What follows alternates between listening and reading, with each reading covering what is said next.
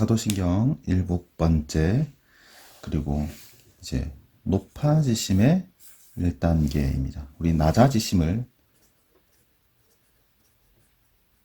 3단계로 살펴봤어요. 하나님이신데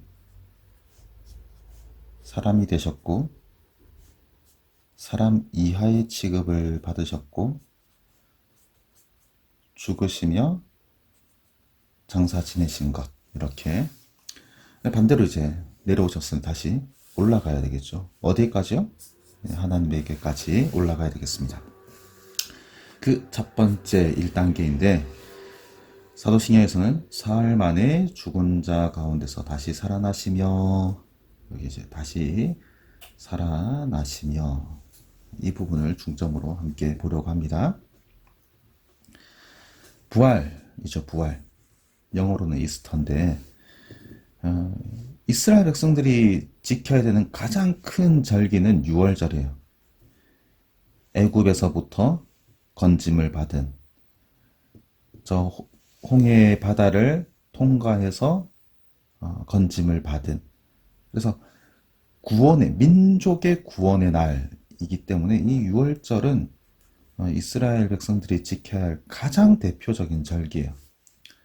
근데 이 유월절이 언제 있느냐? 봄에 있습니다.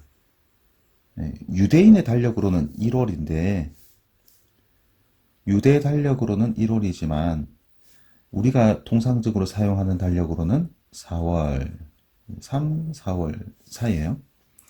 아무튼 이제 봄의 절기라는 거죠. 이 봄의 절기가 발전된 형태가 부활절이다라고 보시면 되겠어요. 이 여담인데, 동쪽을 우리 이스트라고 하죠. 그래서 겨울을 보내고 봄이 옵니다. 밤을 지나고 해 돋는 아침이 오죠. 이처럼 이제 봄이 오는 것, 그 봄의 여신의 이름이 에오스트레인데, 이 에오스트레라는 것과 이스터가 상당히 유사합니다. 이제 여담이고, 중요한 것은 이제 그가 살아나셨다라는 거예요. 자, 사람은 죽으면 어떻게 되겠습니까? 어떻게 될까? 썩거나, 불태워서 화장을 하거나, 가루가 되겠죠? 그리고는 영혼은 어떻게 되는가? 그리고 우리 죽어 사라진 이 육체의 몸은 어떻게 되는가? 우리 죽음 이후의 모습 어떻게 될까요? 뭐 영화나 드라마나 뭐 만화든 뭐든 이제 그런 다양한 매체들을 통해서 우리가 간접적으로 경험하고 보는 죽음 이후의 모습. 요즘 뭐 좀비가 있을 수도 있겠고, 귀신이 있을 수도 있겠고, 뭐 여러 가지 뭐 지옥 뭐 이런 이제 그런 류의 영화들이 우리에게 영향을 미치고 있을까 없을까도 점검할 수 있는 시간이 될 거예요. 성경은 뭐라고 말씀하시는가? 요한복음에 죽으면 냄새가 난다. 뭐요? 썩는다. 그러나 예수님 말씀하시기를 하나님의 영광을 보리라. 시체가 썩으면 시신경도 썩고 안구도 썩고 다 썩는데, 그 시체가 된 것이 보리라 했으니까 썩는다는 거예요. 썩지 아니하고 그 시력도 회복이 되어서 온전한 육체가 된다라는 상징적 의미가 되겠죠. 아무튼 죽으면 두 가지 경우예요. 썩어 죽거나 영광을 보게 되거나. 성경은 이 두 가지를 말하는데, 우리가 보고자 하는 것은 영광이겠죠. 바로 그렇게 예수님께서 부활을 하셨습니다. 네, 부활, 다시 살아나는 것이죠. 근데 다시 살아나는 것이 이미 성경 속에 몇 사람에게서 나타났어요. 나사로가 가장 대표적이라 할 수 있는데, 예수님이 나사로를 살려주었습니다. 마리아와 마르다의 오라버지, 오빠죠. 그가 죽었을 때 마리아와 마르다가 슬피 우니 예수님이 나사로를 살려주십니다. 그럼 예수님의 부활과 나사로의 다시 살아나는 것, 요한복음 11장의 기록인데 무엇이 다를까라는 거죠. 자, 비교해 봅시다. 다시 살아나는 것. 예수님 다시 살아났습니다. 나사로 다시 살아났어요. 사는 곳은 어디입니까? 예수님은 하나님의 나라, 하늘나라. 나사로는 이 땅이죠. 세상 가운데.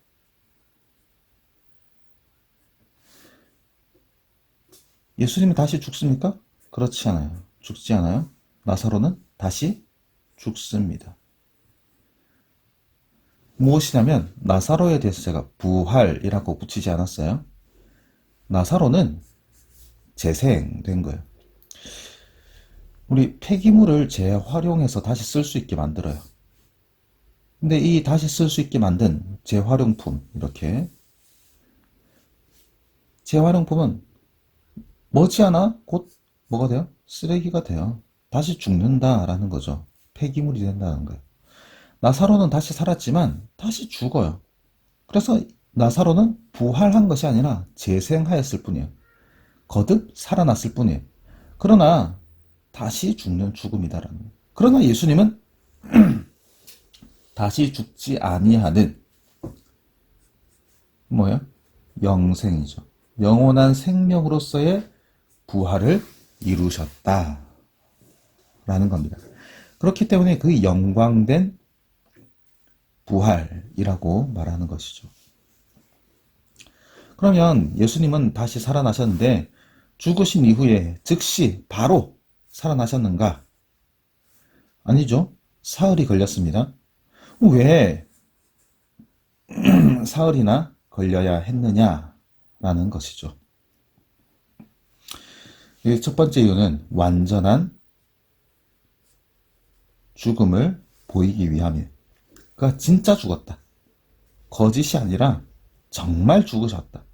우리 지난과에서도 얘기를 했지만 기절하거나 혼절하거나 죽은 척하거나 하신 것이 아니라 진짜 죽으셨다는 거예요. 그러기 위해서 3일의 시간을 무덤 가운데서 장사 지낸 바 되신 거죠. 또한 한 가지 더 중요한 의미가 있는데 성경대로요. 하나님의 말씀대로 약속을 이루시기 위해서. 호세아서 말씀해 보면 여호와께서 이틀 후에 우리를 살리시며 셋째 날에 우리를 일으키시리니,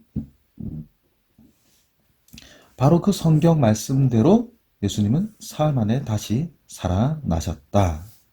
고린도전서가 말하고 있죠. 성경대로 살아나셨다. 그러니까 왜 예수님은 사흘에 걸려서 부활하셨습니까? 성경을 이루기 위해서. 그래서 사흘이나 걸렸습니까? 그 말이 아니라 사흘이면 예수님의 완전한 죽음을 나타내기에 충분하고, 사흘을 통해서 예수님은 성경대로 부활하셨다라는 거죠. 근데 다시 한 번 더 질문해요.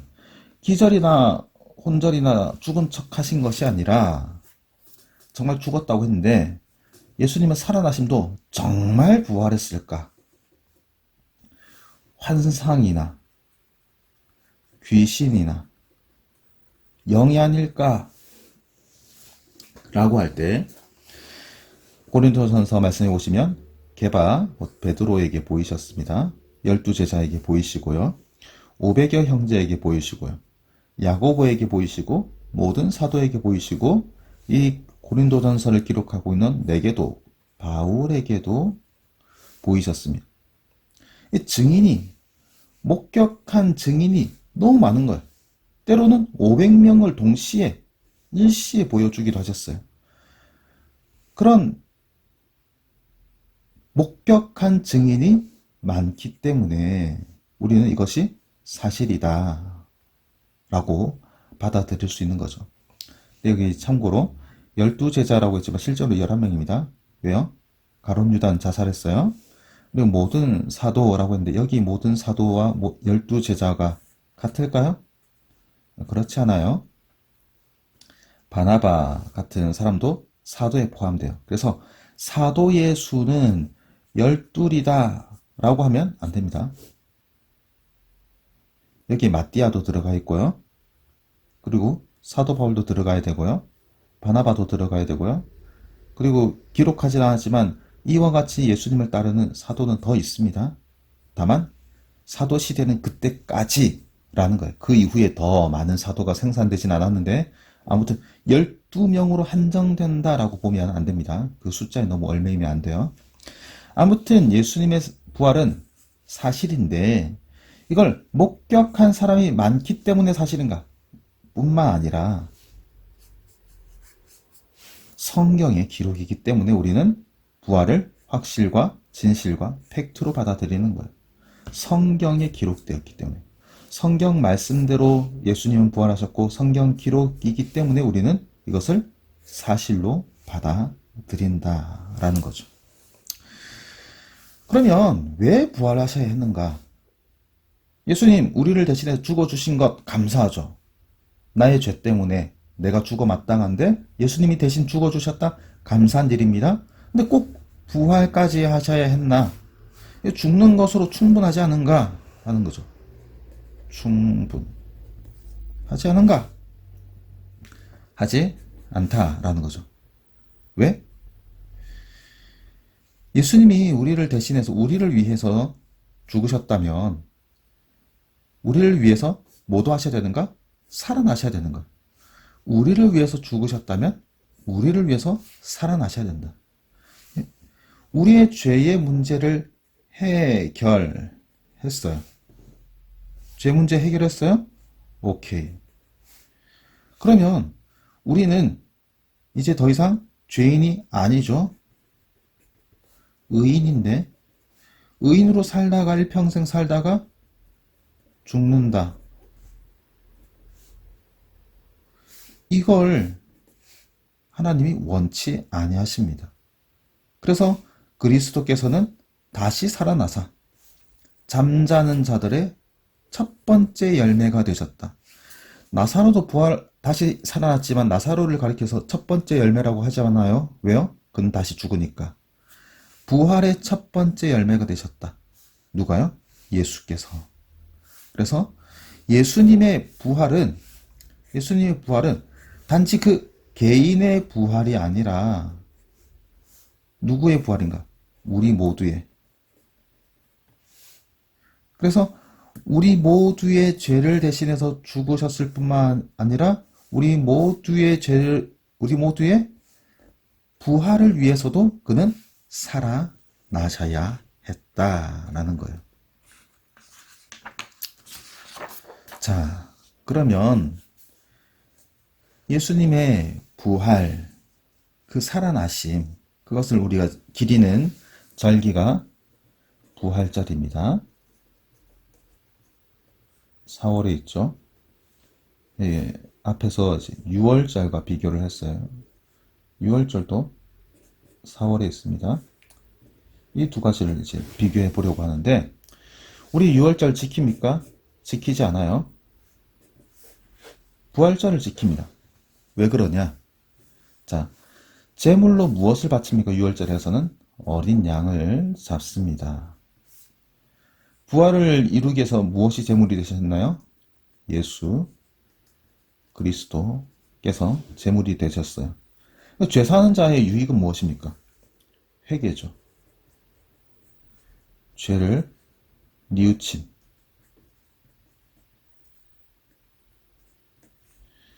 죄를 뉘우침인데 이것이 완전한 용서를 가져오지는 못합니다.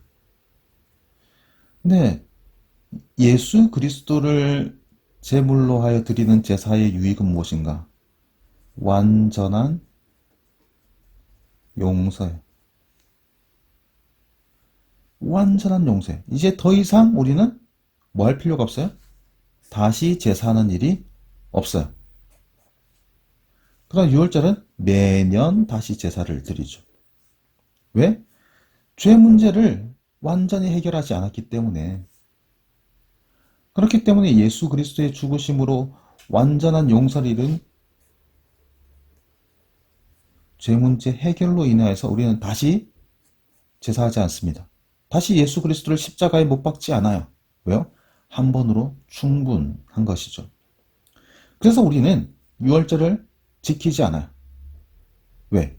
예수 그리스도를 희생으로 한 제물로 한 제사로서 우리는 완전한 용서 곧 죄 문제 해결을 받았기 때문에 우리는 더 이상 유월절을 지키지 아니하고 부활의 절기를 기리며 예배하는 모임으로 모입니다. 그런데 아직도 여전히 구약의 절기를 지켜야 한다 가르치는 건 뭐예요? 이단입니다. 절대 가까이 해서는 안 되겠어요. 자, 그래서 우리는 부활을 강조하고 부활을 지키는 신앙을 가지고 있습니다. 그럼 이 부활이 우리에게 어떤 유익을 주는가? 우르시누스라고 하는 신학자는 이렇게 말해요. 먼저는 예수 그리스도 자신과 하나님의 영광을 위한 것이다. 예수 그리스도의 부활을 통해서 예수 자신과 하나님의 영광을 이루셨다라는 것이고, 앞에서도 말한 것처럼 말씀의 성취를 이루셨으며, 예수께서 죽음에게 지는 듯 하였지만, 죽음에게 지는 것처럼 연약함을 보이셨지만,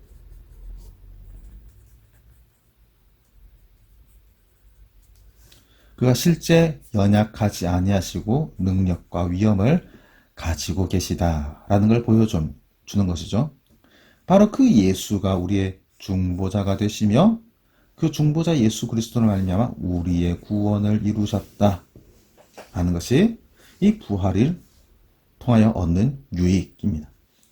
하이델베르그 요리문답, 소요리문답은 웨스트민스터고 그 다음에 나온 것이 이제 하이델베르그인데, 아무튼 거기서 말하는 부활의 유익은 예수님께서 이루신 의, 그의 죽으심과 다시 살아나심의 그 의로움에 이제 우리가 동참하게 된다.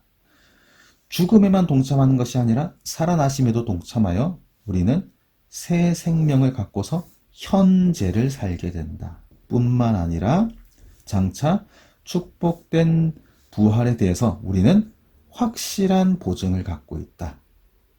우리 확실한 증명으로서의 예수 그리스도의 부활을 가진 자라는 거죠. 그렇기 때문에 우리의 축복된 부활도 확실하다라는 것이 이 부활의 유익입니다.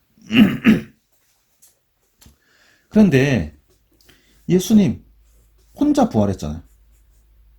우리 모두를 살려야 되는데, 모든 인류를 살려야 되는데 혼자 한 사람으로서 부활하셔가지고 이 모든 유익 우리 얻을 수 있겠습니까? 라고 할 때 있겠습니까? 네. 왜냐? 사망이 한 사람으로 시작이 되었어요. 한 사람 아담으로부터 시작해서 그가 모든 인류의 대표로서 범죄하여 모든 사람이 다 범죄자가 된 것이죠. 그러니 부활도 몇 사람이면 충분해요? 한 사람이면 충분하다라는 거예요. 아담 안에서 모든 사람이 죽었으니까 그리스도 안에서 모든 사람이 삶을 얻는 것이 당연한 이치다. 다만 그가 한 사람 인류의 대표였듯이 이제 그리스도 한 사람이 모든 인류의 대표가 되어주시기 위해 사람이 되셨고, 뿐만 아니라 그는 본래 하나님이신 까닭에 하나님으로서의 가치가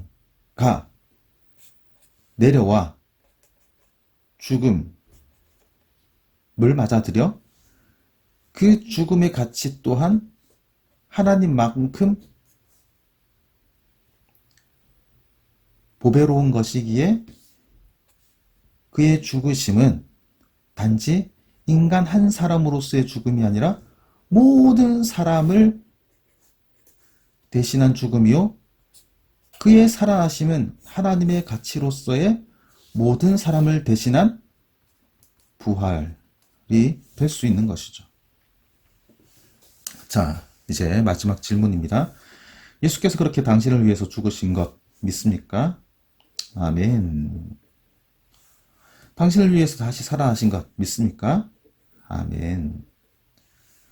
예수와 같이, 이게 중요해요. 당신도 다시 살아나게 될 것 믿습니까? 아멘. 하게 되는 것이죠. 우리는 예수 그리스도 때문에, 말미암아 때문에 우리에게 승리를 주신다는 거예요. 그래서 예수와 같이, 예수의 부활을 계속 고백하고 예수의 부활에 대해서 말하는 이유는 뭐냐면, 예수님의 부활이 한 개인의 부활이 아니라 곧 나의 부활, 우리의 부활이기 때문에, 예수의 부활이 우리의 부활이다. 그러니 예수의 부활의 모습을 따라가다 보면 나의 부활의 모습을 찾게 되는 것이요. 그러면 더 이상 죽음을 두려워하지 아니하고 죽음에 대한 공포를 떨쳐낼 수 있는 것이요. 뿐만 아니라 생의 가치와 생의 의미를 더 분명하게 찾을 수가 있는 것이죠. 이렇게 오늘은 부활에 대해서 함께 살펴보았습니다. 내용은 사실 앞부분에 했던 것에 비하면 상당히 간단해요. 부활 그 단어 하나로 다 설명이 되겠지만, 그러나 우리가 죽음 이후에 어떻게 될 것인가에 대해서 결국 나를 알기 위해서 누구를 살펴보는 거예요? 예수 그리스도를 살펴보는 것입니다.